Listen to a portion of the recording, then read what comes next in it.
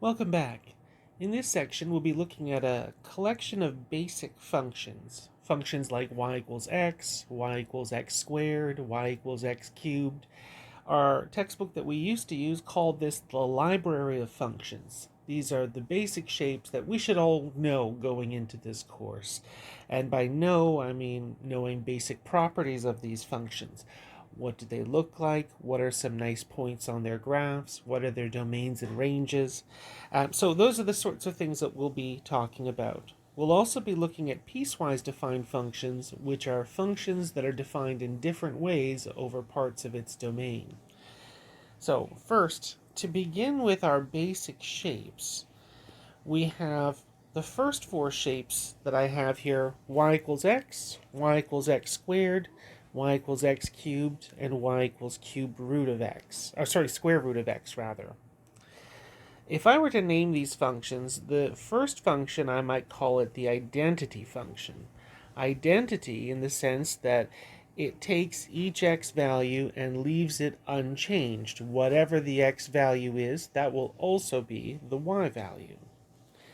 The second function, I might call that the squaring function, because it takes each x value and squares it.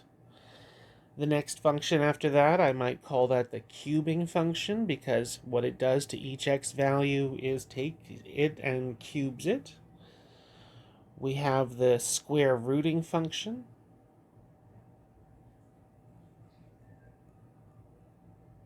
For y equals square root of x, because that's what it does. It takes each x value and takes the square root of it. All right, so now let's talk about some of the properties for these.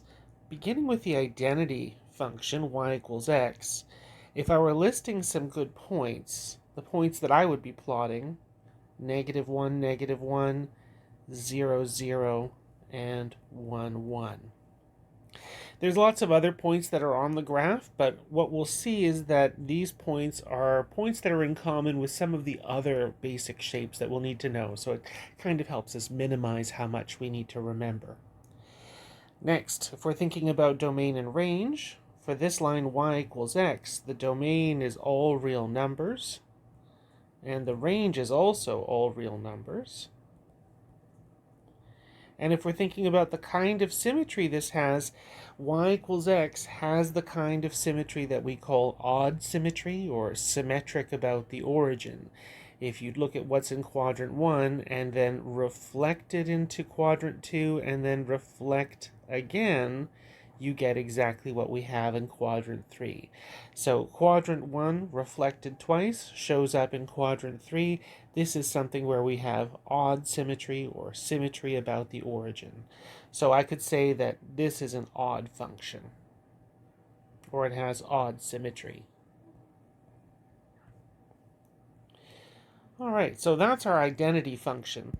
Our squaring function, much the same, was going to have three nice points. In this case, -1, 1, 0, 0, and 1, 1. Its domain is again all real numbers. And its range, this is where we have a difference as compared to the first one. The first function, y equals x, the range was all real numbers, but if we're looking at the squaring function, y equals x squared, it only gives us y values that are 0 or larger. So our range is from 0 to infinity, including the 0, because of course 0 is a y value that we do have on our graph. And as far as the kind of symmetry that we have, I would say that it's an even function. It has even symmetry. It's symmetric across the y-axis. Now here's where we get to save ourselves a little bit of time. For the cubing function, this has exactly the same properties as y equals x. So when I say that, I mean it has the same 3 points, -1, 1, 0, 0, 1, 1. It has the same domain, it has the same range, and it's also an odd function. It also has that odd symmetry. All right, for the square rooting function, this is one of the ones that's a little bit unusual. For most of the functions that we have, they're defined for all real numbers for x's, for most of them. except for a couple of them, and one of them is the square rooting function. For this, we have a restriction on our domain. The x values can only be 0 or larger, and also the range also can only be values that are 0 or larger, and it has no symmetry whatsoever. It's not an even function, and it's not an odd function. Also, the points that I plot are a little bit different than the ones that I usually use. So you'll see with all the other ones, it's a lot of 0, 0s and 1, 1s. Here I still have 0, 0 and 1, 1. Those are definitely points on my square root function, but the third point I'll be plotting would be 4, 2. That's my third point that I'll plot.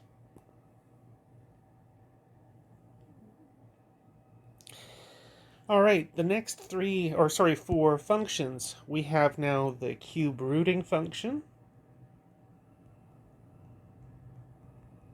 Y equals cube root of x. We have the absolute value function. So whatever you give it as an x value, it gives you the absolute value for the y. And then the last two functions, 1 over x, it's taking each x value and then giving you the reciprocal for the y value. So I might call this the reciprocal function, because that's what it does to each x value. It gives you as the output the reciprocal. And y equals b, some constant, I would call that the constant function, because no matter what value you give it for x, the y value will always be a constant. Now, a couple of these are really fast and easy to talk about, namely the cube rooting function and the absolute value function. For the cube rooting function, the properties for that are the same as y equals x and y equals x cubed. So the same 3 points, -1, -1, 0, 0, 1, 1. The same domain, all real numbers, same range, all real numbers, same kind of symmetry, odd symmetry.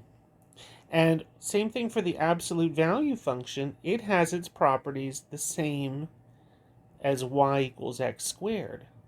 So it goes through the same 3 points, -1, 1, 0, 0, 1, 1. It's an even function. Domain is all real numbers. Range are the numbers 0 and larger. And so really, there's only two last ones to talk about, the reciprocal function and the constant function. The reciprocal function, I'm going to zoom in here a little bit just to point out a couple of things that you might not see if from far away.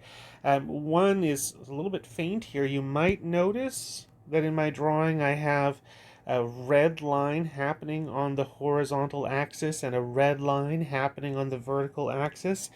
That's a horizontal asymptote that I have. That's the line y equals 0. As the graph gets further and further to the far left and the far right, our graph of y equals x becomes closer and closer to that horizontal line. And vertically, I have the vertical asymptote x equals 0. As we get closer and closer to 0, the y values become larger and larger. We become closer and closer to a vertical line at that point. So when I'm talking about my properties for this reciprocal function, I'll first have to talk, of course, about its points and the symmetries and all the rest, but I'll also mention the two facts that we have, a vertical asymptote and also a horizontal asymptote for that reciprocal function. Now, as far as our points go, the points that we have, I have 1, 1 for sure, and I also have -1, -1. Those are points on our graph.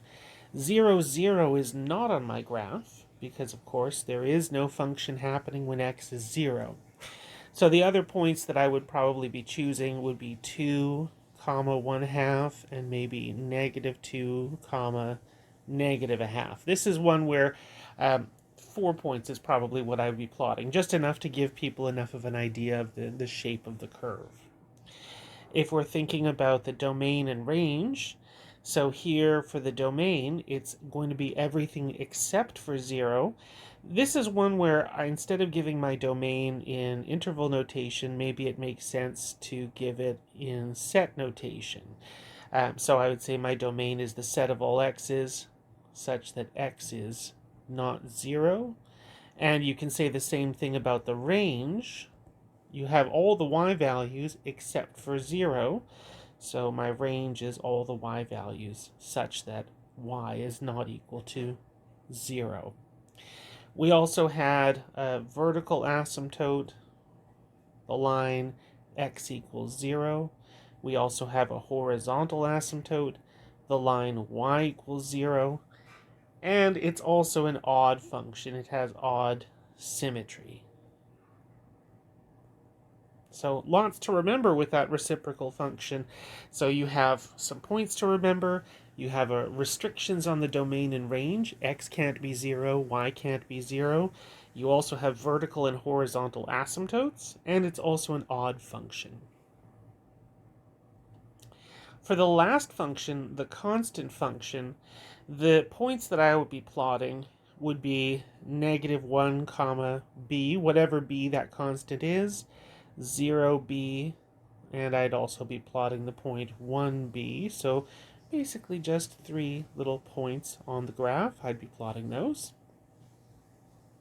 If we're thinking about the domain is all real numbers. You can put in whatever value you'd like for x. But as far as the range goes, the range consists of just one value, and it's the value b. So you could write the range either as the set containing just the number b, or you could write it as the interval going from b to b, including b. Both are ways of saying that the range is just the single value b. It's also an even function. You can see that it's got symmetry across the y-axis. It's reflected across the y-axis, so nice even symmetry.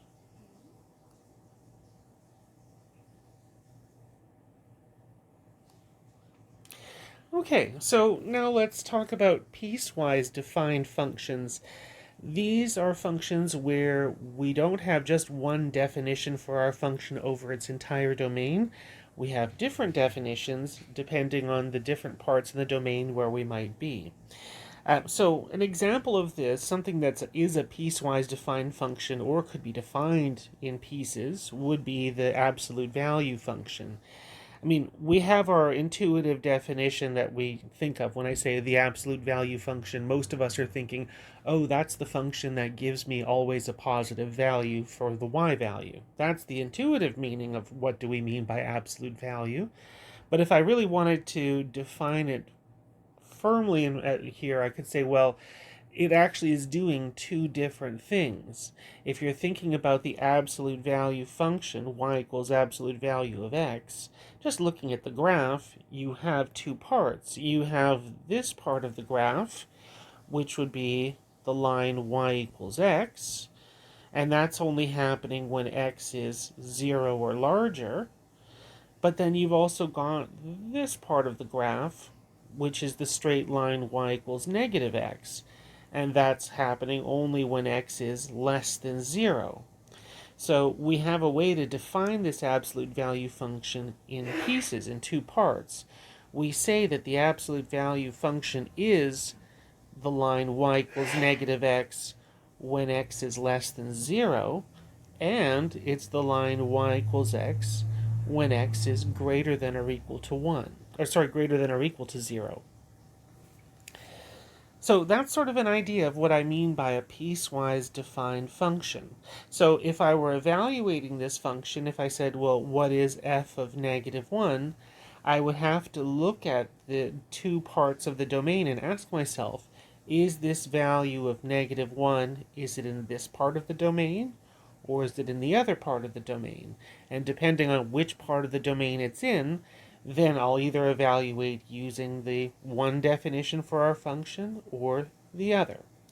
So if I were looking at f of -1, for example, I'd say, well, the value of -1 is in this part of my domain, So I would be using this part of my function. F of negative 1 would be negative of negative 1, which is positive 1.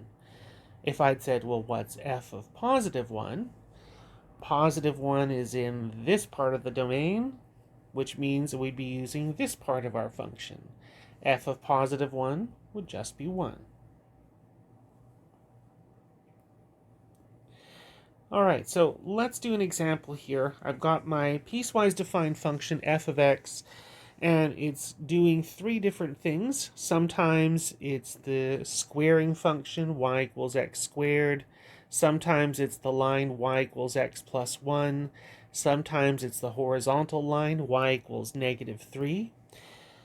And so if we begin with the first part, f of negative 2, we can see that negative 2 happens to be inside that first interval there, which means f of negative 2 should be found by using this part of our function, the squaring part.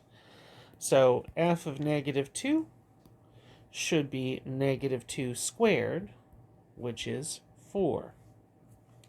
Same thing with f of negative 1. It's also in that part of the domain, so f of negative 1 would be negative 1 squared, or 1. For 0, now we need to be a little bit careful here, because for 0, we have to pay attention to which part of the domain includes the value of 0.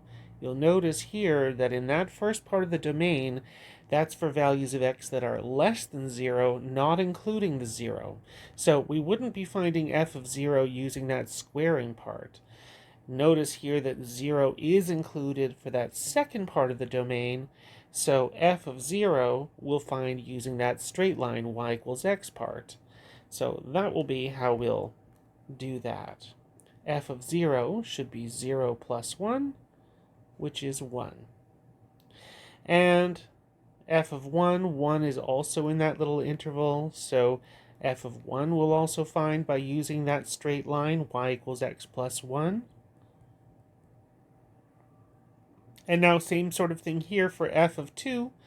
We notice that 2 is not included in this interval. These are the values from 0 to 2, including the 0, but not including the 2. So we won't be using that straight line y equals x for x being 2. We would say that 2 is included in that part of the domain. So when we say what's f of negative 2, we're using the straight line y equals negative 3.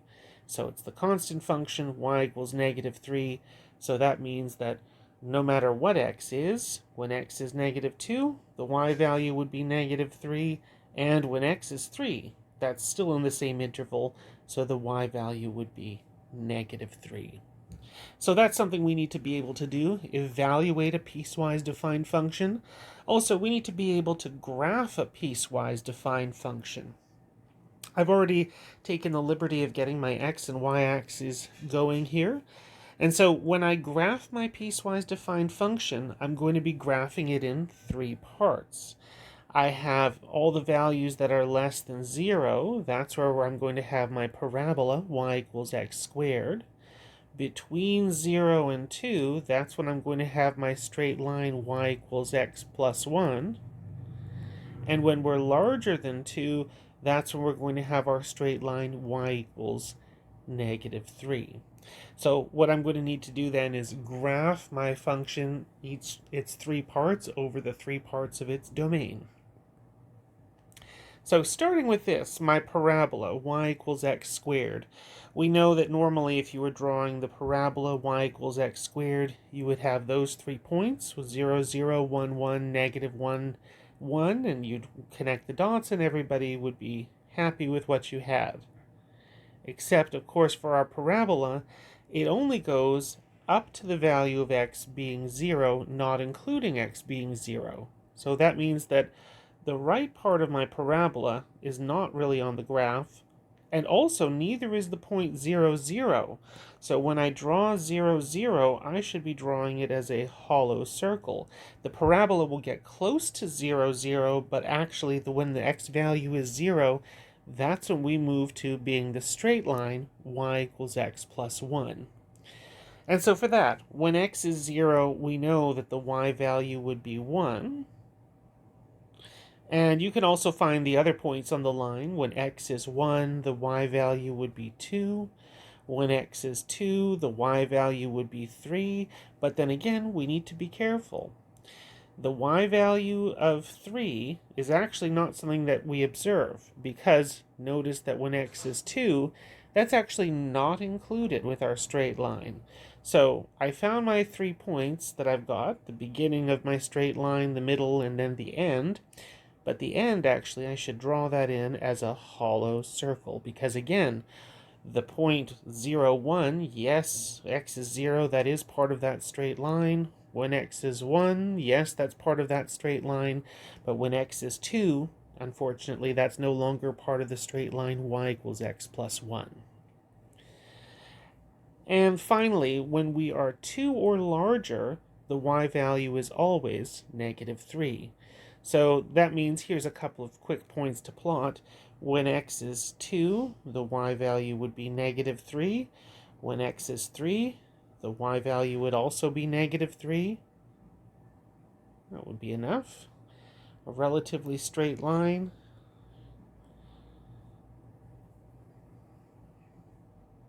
And then the only thing left for me to do is to label all the points that I've plotted.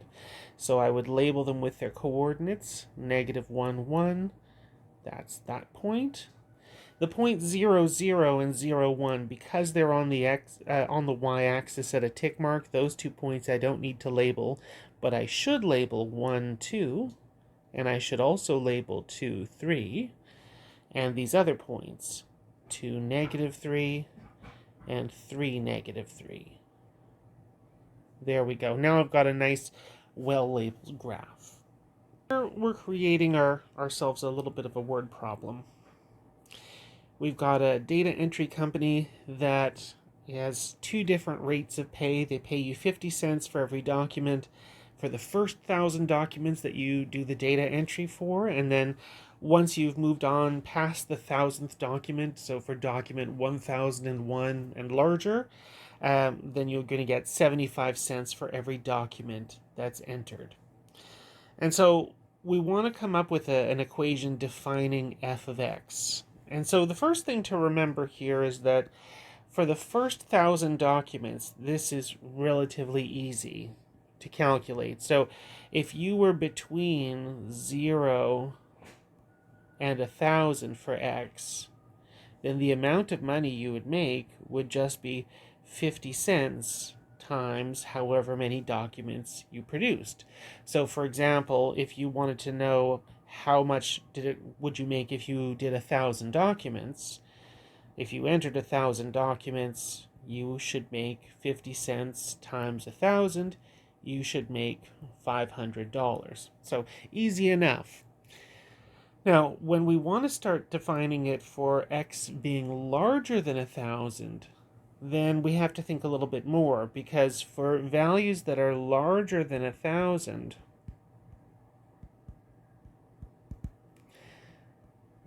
you'll get 2 things. Number one, you're going to get the $500 from the first 1,000 documents.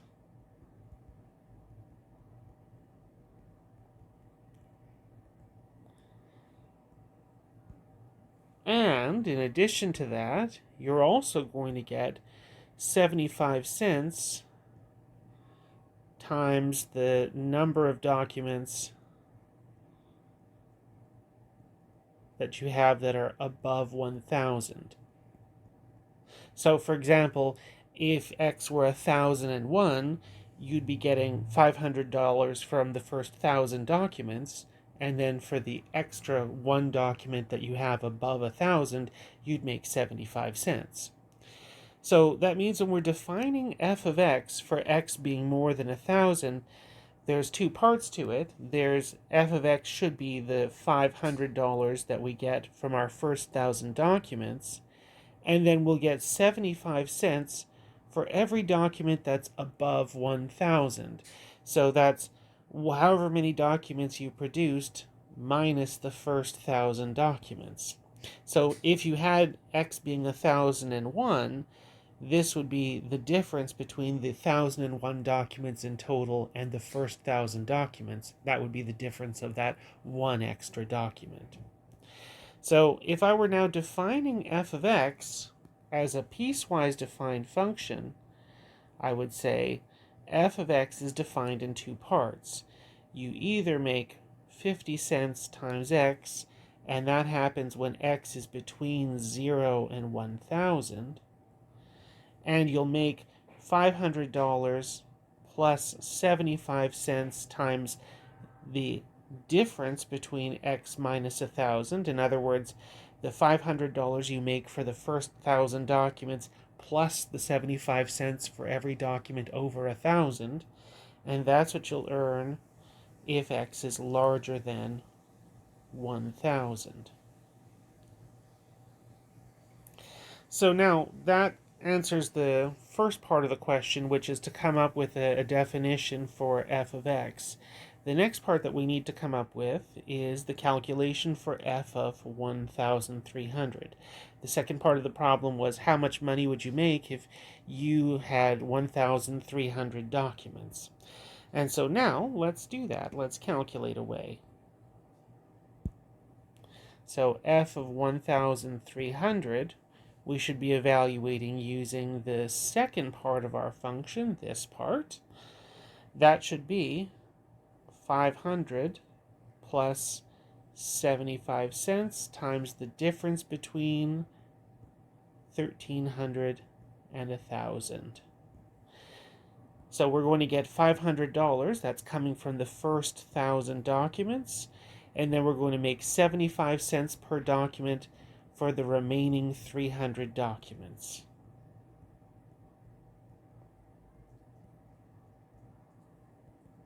And so if I produced 1,300 documents, I would make $725.